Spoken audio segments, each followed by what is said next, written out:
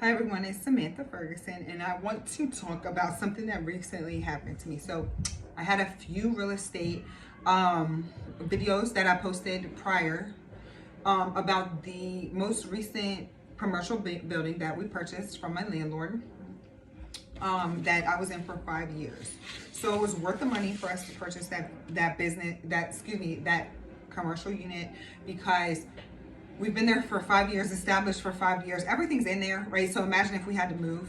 Okay, so we would have to move all the equipment, make sure all our clients knew about our new location, have all of our utilities changed, everything. I mean, and they're just a signage alone. I have one, two signs on the front door. We're getting ready to do some stuff to the side now since I own it. And inside, we repainted the entire inside and put a beautiful 3D, logo on the wall.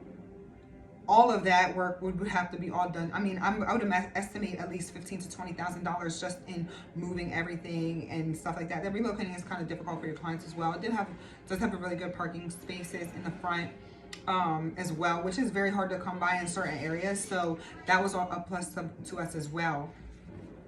So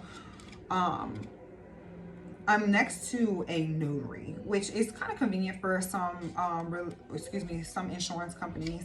I'm not going to say that insurance and notary, they are beneficial to be next to each other, but notary business isn't always the best business for insurance companies. And that's just because of the nature of it. I mean, if you are purchasing a vehicle and you have never had insurance or you didn't have insurance at the time, there's a possibility that you're not really a good consumer of insurance. You don't understand how to be responsible with insurance. Sorry, that was my son. So,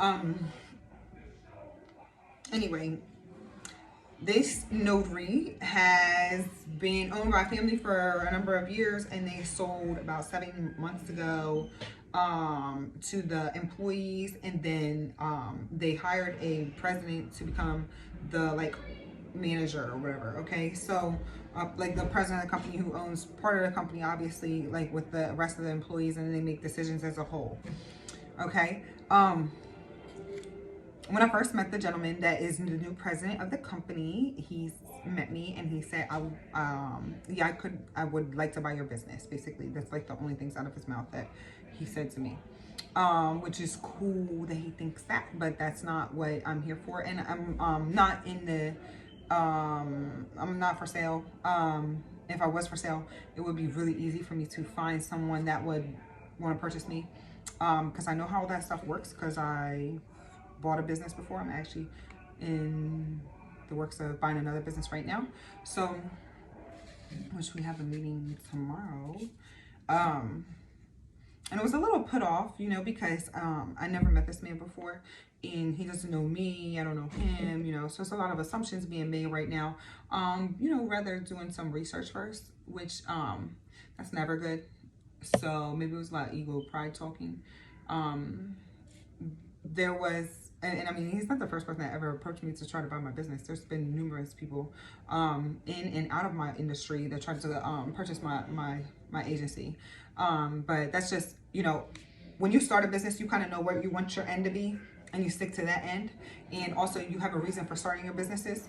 And I have a specific reason for my insurance company, and that's what we're going to stick to. I don't need anybody to tell me that, hey, I could buy your business, and then I would make the decision based on your opinion of you being able to buy my business. Does that make sense? So I tell a lot of people in business, I get a lot of unsolicited advice all the time, and if I needed unsolicited advice to run my company or to run a good company or to help me make decisions from outside of my situation, then I shouldn't be in business. That's just basically anybody's kind of thing that's moving forward, right? That's like for anybody that's entering business, like you have your reasons why you do what you do.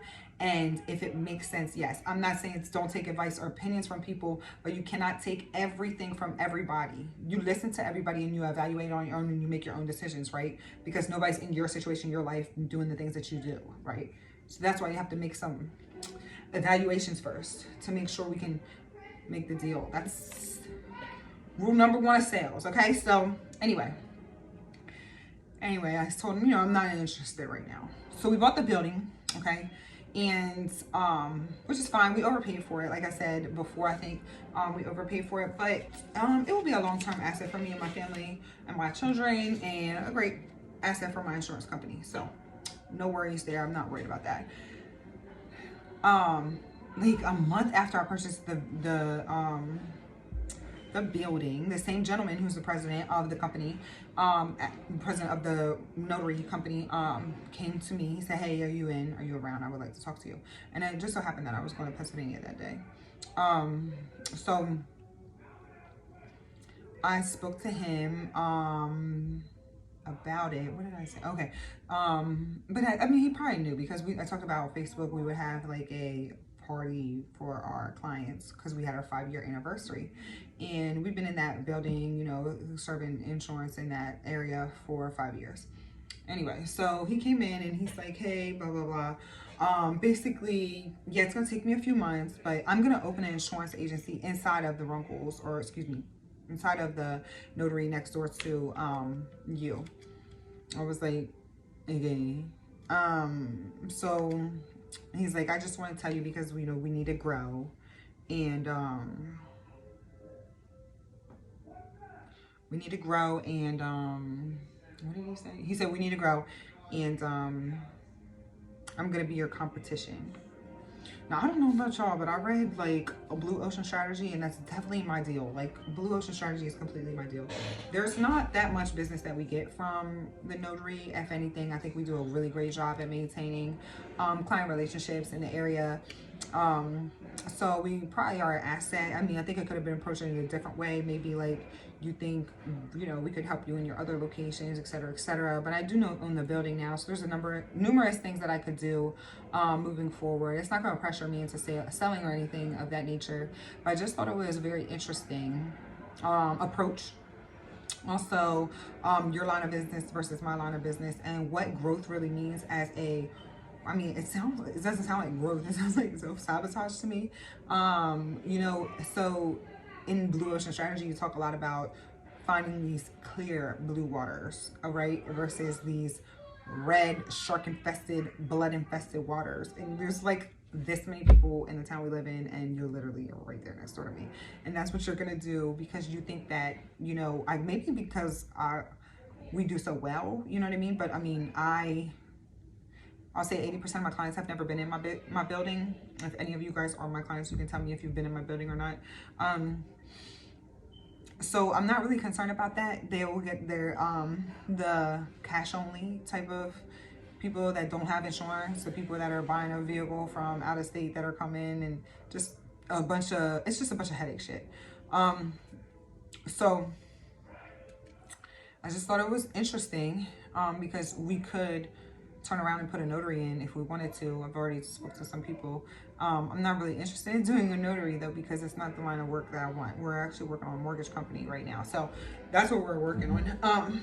But I just wanted to talk to y'all about this. I believe that if I was a man, okay, that it would have been approached a little bit differently. I think he would have took some time to figure out who I was and how I did things and things like that.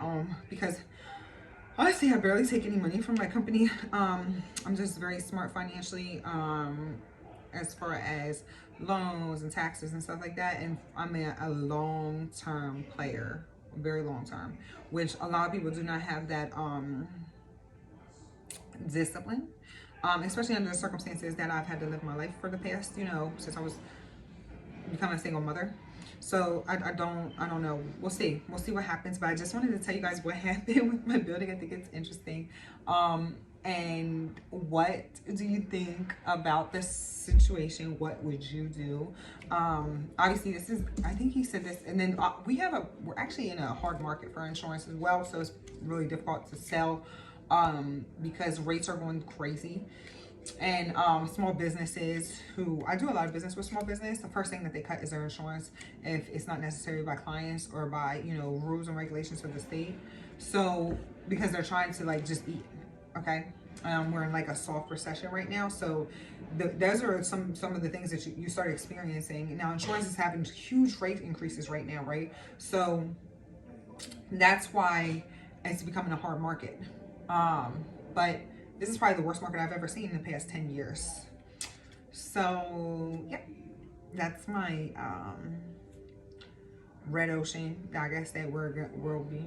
I don't know. I don't really look at my competition. I never say, oh, that would be my competition. And I never really was interested in that sort of business. So, yep, tell me what y'all think.